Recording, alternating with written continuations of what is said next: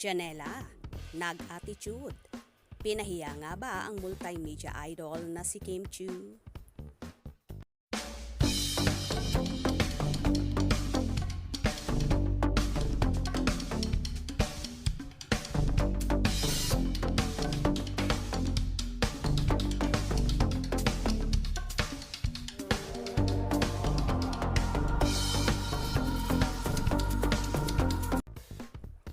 Naimbierna ang mga netizen sa inasal ng aktres na si Janela Salvador sa TV guesting nito sa noontime show na It's Showtime para ipromote ang movie nila ng Thai actor na si Win Metawin. Sa clip na kalat na ngayon sa X, makikitang pinopromote ni na Janela at Win ang movie nilang Under Parallel Skies. Ngunit nang itanong na kay Janela ang concert nito ay dito na siya nag-attitude. Hinikayat ni Janela ang mga manonood para sa kanyang 10th year anniversary na Janela Reimage na kung saan binanggit pa nito ang bonggang release na kantang Head Tone.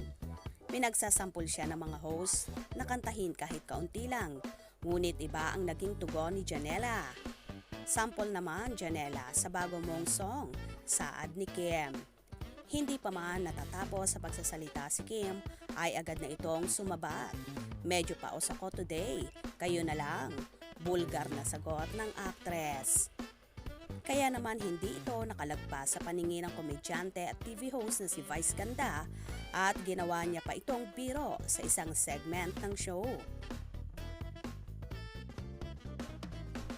Marami tuloy ang nakapansin na tila hindi magandang asal ni Janela, kaya naman nagpupuyo sa mga netizens sa ipinakita niyang ito. Well, hindi nga nakaligtas si Janela sa pangbabash ng mga netizens dahil sa attitude na ipinakita nito. Kaya naman kahit si Meme Vice Ganda ay hindi napigilan kung saan nagpasaring pa ito at nagbiro sa isang contestant kung saan pinapakanta rin ito ngunit tumanggi ang huli.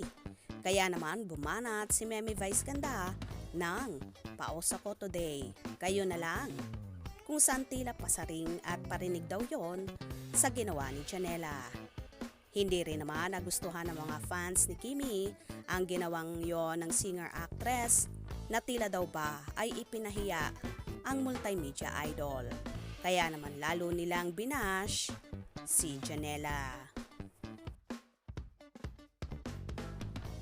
Sa ginawang yon ni Janela kay Kimi at sa mga hosts.